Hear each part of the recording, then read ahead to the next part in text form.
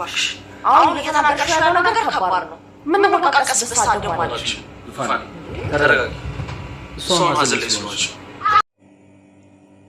ዙፋንና የኤልሳ እናት ሁለቱ ግብ ተያዙ ኤልሳ ከቤት ወጣ የሄደችው በህልሟ መድኃኒት ስትጠጣና እንዲሁ አልጋዋ ዛው መኝታ ቤት እንዳለች ስትሞት በሯን እንደዘጋች ማንም ሳይደርስላት ሲቀር በህልሟ ታያለች በዛን ሰዓት ተደነግጥና ኤልሳ እንዴት የዚህን ያህል እንዴት እኔ ራሴን አጠፋለሁ በፍጹም ራሴን አላጠፋም ማድረግ ያለብኝ ነገር ሁሉ ቀስ ብዬ ማድረግ አለብኝ አው ኤልሳ ማሰብ አለብሽ ራስሽን ማድረግ አለብሽ ለኔ የሚፈልገኝና የሚቆረቆርልኝ አንድ አባቴ ብቻ ነው ስለዚህ አባቴን ደግሞ አሁን እሱ የለም አባቴ ከጎኔ ስላልሆነ እንዳልሆነ ስለምታውቅ ነው እናቴ ዛሬውኑ ድርሻለሁ ብላ የተነሳችው ስለዚህ ማድረግ ያለብኝ አሁን ለምን አልጠፋም ለምን ከዚህ ቤት ልብሴን ሰብስቤ አልወጣም በማለት ሻንጣዋን ታዘጋጃለች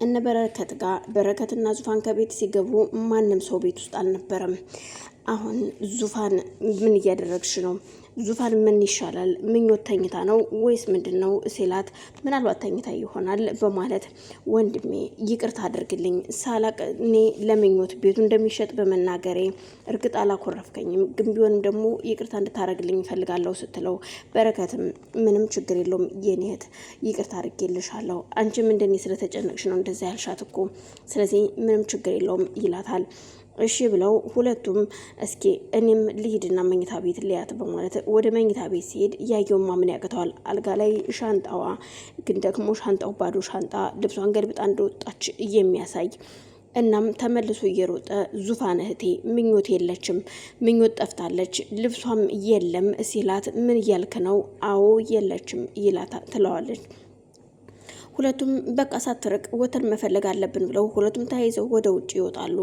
ፍለጋቸውን ቢቀጥሉም በግራና በቀኝ በፍጹም ምኞትን ሊያገኟት አልቻሉም ምኞት አንዲት መንገድ ዳር ላይ ቁጭ ብላ በሐሳብ ይሄዳለች አዎ እህን ጊዜ በረከት እኔን እየፈለገኝ ነው በረከት እኔን ቆይ ላግባሽ ብሎ ሲጠይቀኝ ለምን እሻልኩት ግን ለምን ድርሽ ያልኩት እኔ ለሱ መገባው አይነት ሴት አይደለሁም ምክንያቱም እኔ ሰው ቤት ሰራተኛ እንደሆነ እንጂ ተፈቀደልኝ የራሴ ቤት መቤት እንደሆነና ባለትዳር እንደሆነ አልተፈቀደልኝም ቆይ ግን አምላኬ ለምንድነው እንደዚህ የምትፈትነኝ ደስታዬ ብዬ ገና አጣጥሜ ሳልጨርስ በብሽታ እየቀጣኸኝ ነው እናም እንዴት አድርገኛለህ በማለት ምኞት ፈጣሪዋን እያማረረች እንባን ታፈሳለች እርግጠኛ ነኝ በረከትን ጊዜ እየፈለገኝ ነው በጣም ይቅርታ በረከት እወድሃለሁ አፈቅርሃለሁ ግን ምን አባቴ ላርግ እያየው ስትሰቃይ ስትናደር ስትበሳጭ ማየት አልፈልግም ለኔ ብለ ብዙ ነገሮችን እያደረክ ነው የማይገቡህ ነገሮች ሁሉ እያደረክ ነው ስለዚህ እኔ ማድረግ ያለብኝ ካንተ መራቅና አንተ ራስህን እንድታረጋጋ ማድረግ ነው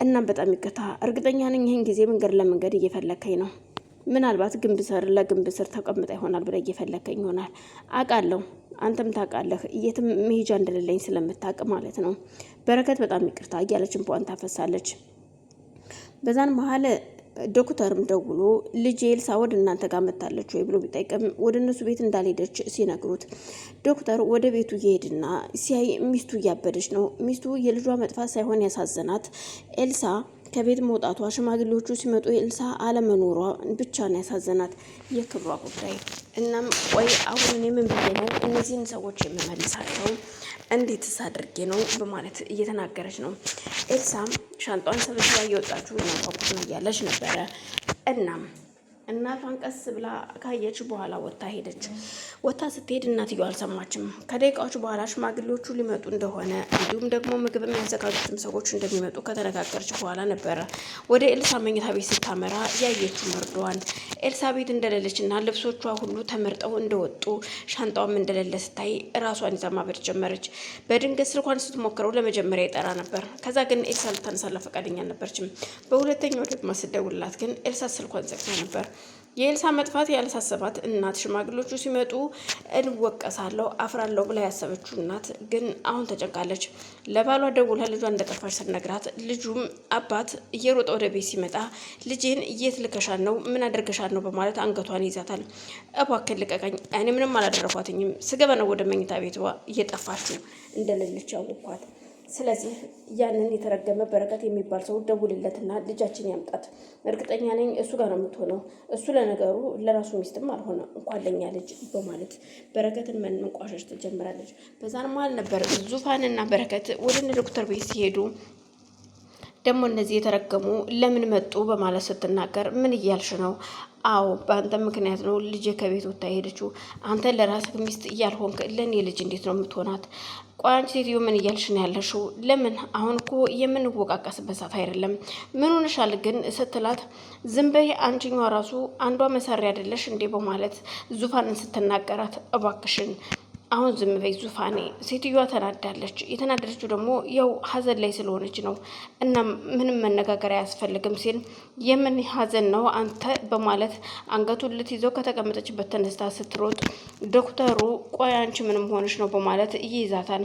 ዞር በልልኝ ልጃችን ያስጠፋት እኮ እዚህ ደረጃ እንድደርስ ያደረጋት እሱ ነው፣ እሱ ምክንያት ነው የኛ ልጅ ወጥታ ሄደችው በማለት በረከትን ስትወቅሰው ዶክተር በጣም ይቅርታ ትናንትና ባለመምጣቴ ስላልተመቻችልኝ ነው ሲለው ቆይ ምንድን ነው ምኞት አመማት እንዴ?